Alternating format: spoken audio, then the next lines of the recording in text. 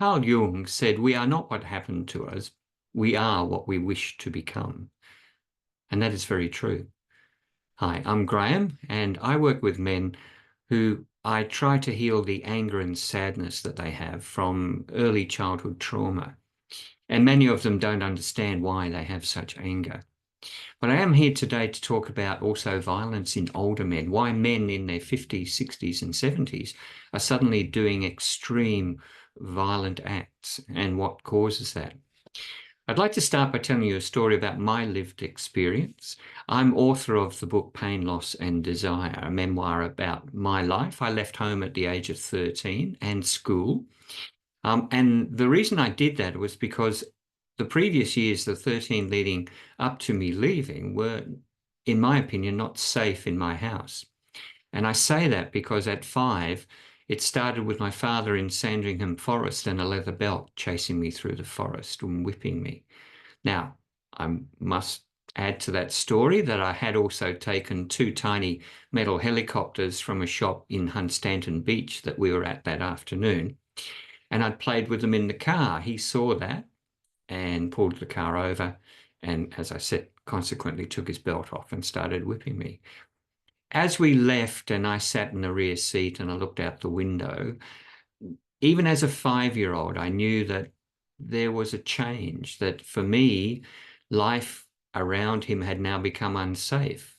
And I could feel that even as a 5-year-old. I felt that in my stomach. I felt a pain. Now, I didn't know what it was, but I just felt entirely unsafe in the car at that time. And of course, from then on, I was incredibly wary. And what happens is the trauma, and that was the first, there were more times that this occurred, that the trauma settles into your nervous system. So you live with it constantly.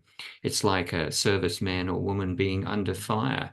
They constantly live with that pressure. That's why it gets so deep into them. And that's why so many suffer from PTSD, because they never have a chance to release that trauma. So living in the house, I the only way I could create my alternative reality was to leave. And I would play in the forests, and this is a 5, 6-year-old boy in England playing in the forests, in the fields in winter. And I would play cops and robbers and whatever it was, and I would always be the hero. That was my alternative, that I wanted to be the one that was making the decisions in charge. I didn't understand any of this. I was 5 or 6. But now when I look back, I realize that's what I was doing. As an example of how much this trauma settles into you, and of course, if a parent continues and isn't a caregiver, um, I I recount a story about Brussels sprouts. Now, I don't like Brussels sprouts, didn't like them before this occurred. But one Sunday afternoon, on Sundays, my mother, who was Irish Catholic, would go to church every Sunday on her own. My father was never there, and we, as the kids, my brother, who was 2 years older than me, we would stay home, and there was my little sister still in a high chair. She would come back from church, take off her dress, take off her pearls, hang them, dress up, put the pearls away, and then we would have lunch in the kitchen. And it was always a roast. And I don't know what the roast meat was, but this day I had Brussels sprouts and I really don't like them. So I'm pushing them around with my knife and one rolls off the plate, rolls off the table, plop onto the floor. So my mother screams at me, "Don't play with your food," and gets really angry. And I start to bend down to pick up the Brussels sprout. And she releases whatever is in her hand, which happened to be a knife, and it flew straight at me and cut me directly across the top of the head. Now, it didn't pierce me anywhere, it just went straight over the top of my head.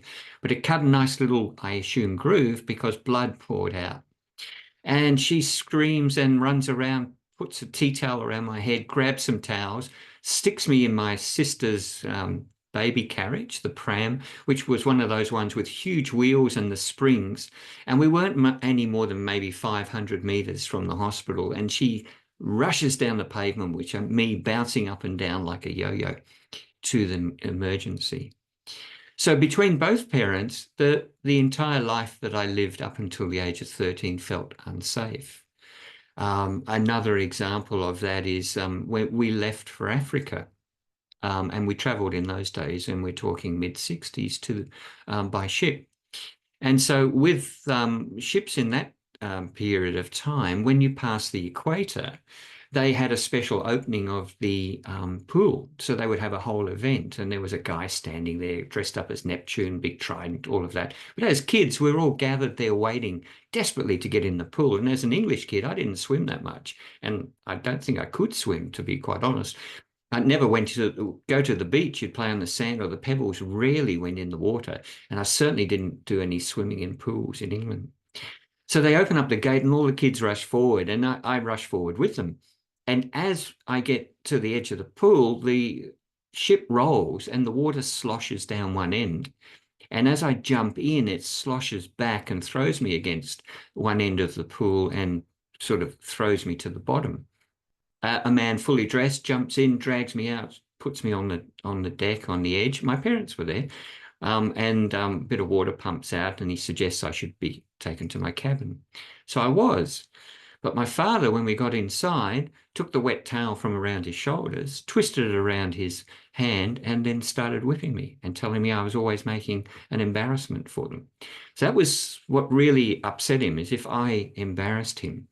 And so even when we were living in Africa, as a kid, as I was getting 7 and 8, I would not stay at home. I would leave. And I remember one afternoon I was always out in what they call the veld, or the bush, and I was sitting on some rocks, some koppies, and it's really warm and lovely, and I'm just lying there. And I enjoyed my own company. I mean, as I say, I created my own reality. I created all these stories in my head to feel safe.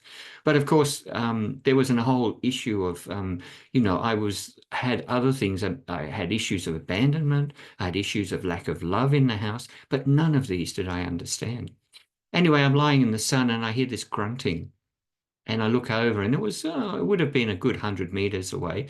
A pack of baboons come over the other side, led by a big male.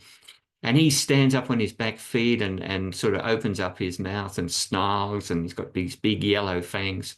And you have never seen a 7-year-old boy get off a rock, roll, slide, scramble down the rock as quickly as I did. And I was expecting them to follow me, but he didn't. He only got to the edge of where I had been on the rock, and was quite content that he'd scared me away.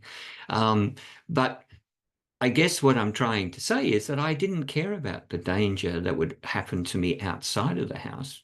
I was okay with that. It was the danger inside the house that really started to worry me. I guess when we think about it, there's a title for a club often known as the club no one wants to belong to. Now, that club is the one filled with those who have been abused as kids. Now, it can be physical, sexual, emotional, and it may not be ongoing. It can be once. They still have this trauma inside them. Of the nearly 8 billion people on this planet, I would quickly assume that 7 billion are probably in that club. And the sad fact is that because we don't recognize it in people, or don't try to treat it in people, we treat not the cause, but some of the other things that we think are going on, or give it medication. These people, as they grow into older individuals, still have all this trauma inside. And that, of course, as we all know, at some point, that trauma is going to make itself known.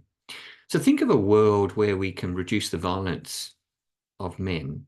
It can be done, but we have to understand the impact of that early childhood abuse. Now, there are lots of people who work in this area who are far more talented and experienced than I am. And they all say the same thing, that we are not paying enough attention to it, that we don't really focus on those core early years of abuse to try and heal people who are in their 50s, 60s, 70s. And also younger, of course, men in their 30s and 40s are also experiencing this. But we need to start looking at the impact of early childhood abuse on adult lives. We need to understand some of the things that are going on, because older men are suffering. For example, part of the reasoning is that as a male getting into your 60s, you're probably towards the end of your working life. You may have worked all your life for your family. You've done always the right thing, and there may have been no signs whatsoever of any trauma in you, except occasionally you might have got angry. Occasionally you might have had some issues that popped up, and people would just say, oh, that's just him, which is often the case. And I know with me, I could get extremely angry very quickly, like in a split second. And people would say to me, your eyes get so hard and so sort of scary. And I didn't understand any of that because it was just normal to me. The fact that I couldn't maintain relationships, I thought that was just me and I'd find the right person. I did have a marriage for many years, but I never ever felt really part of it. And I also find that when I was in groups, even with friends, even when I was younger and we were partying, I always felt that I was somewhere else, that I wasn't quite that person.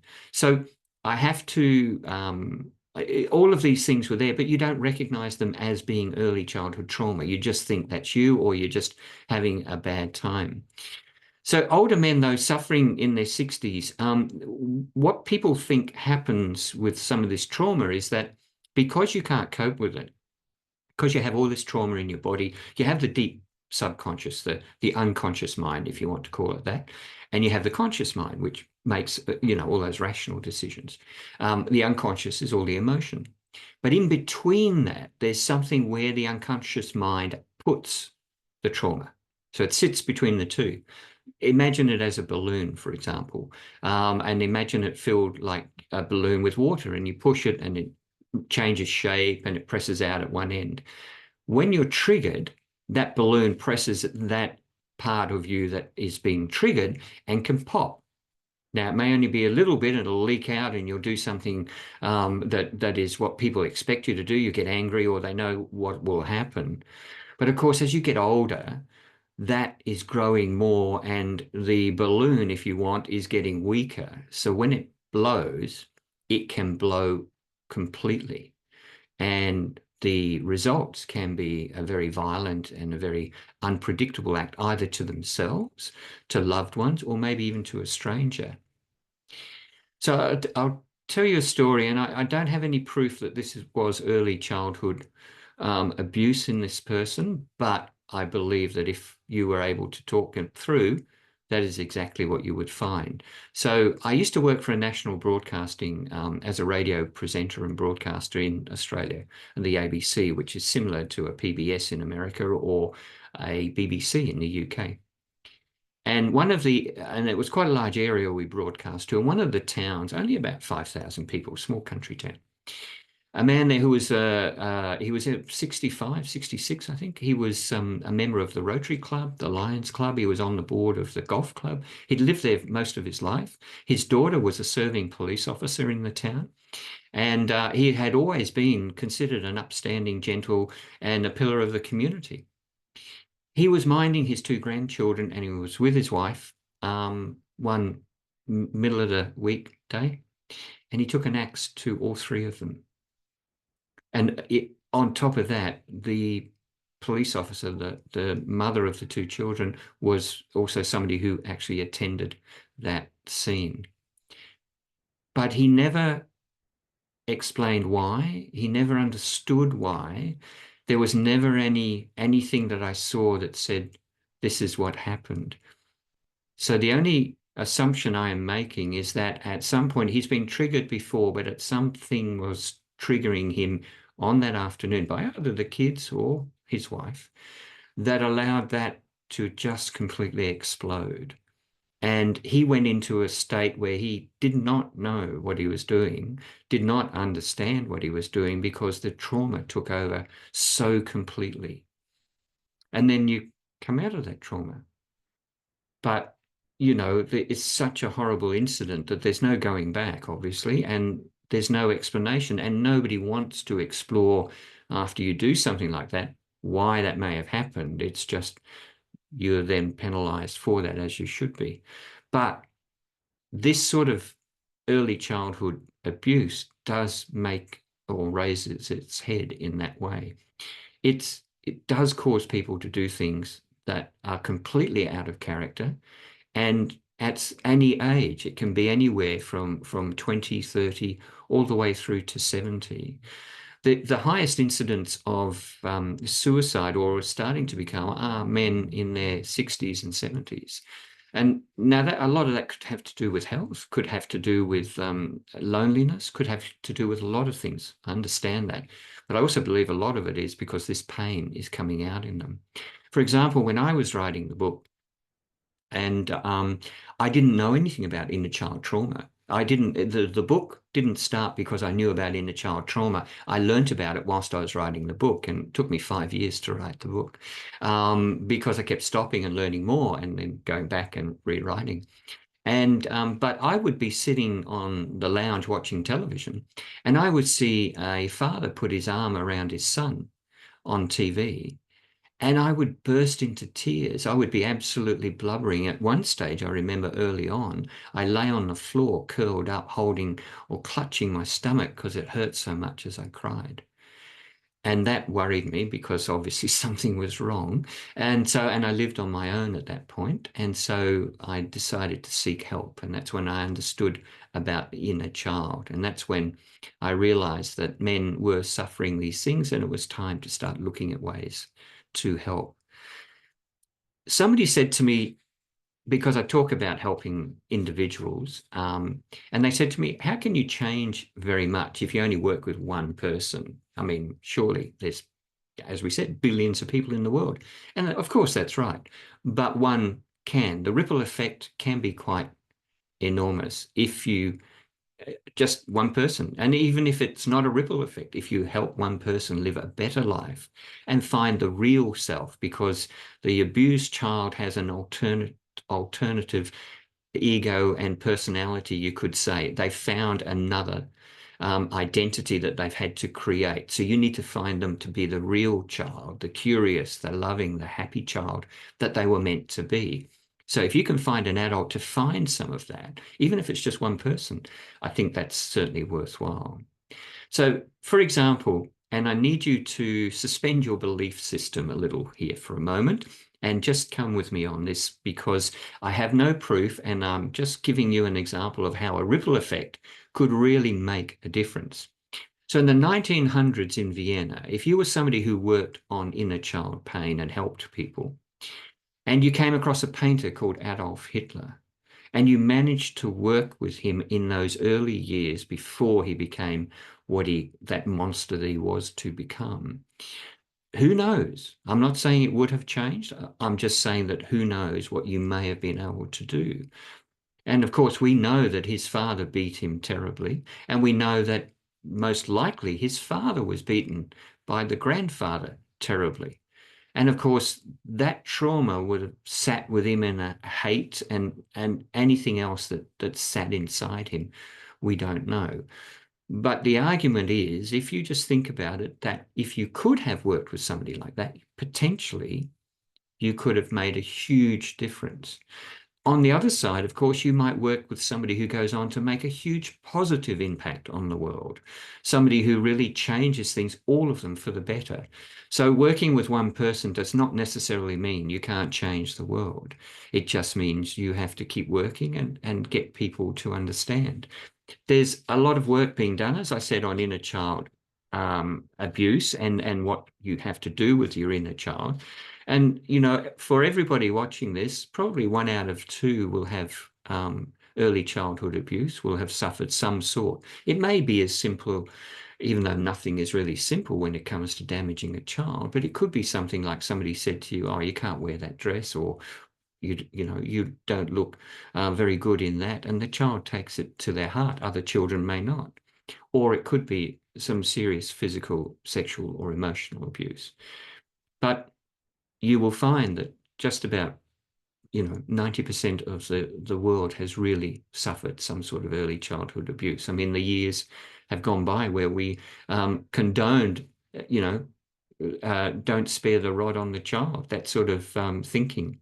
So what I'd like you to do, when you go home, I'd like you, or if you are at home, I'd like you at some point just to sit down and with your dominant hand, write to your inner child. Just write, hello, I love you, I'll take care of you, I'm here for you, anything like that. Then take a few moments, take a breath, and then write with your left hand, your non-dominant, or if you're left-handed, your right non-dominant hand, write back from your inner child.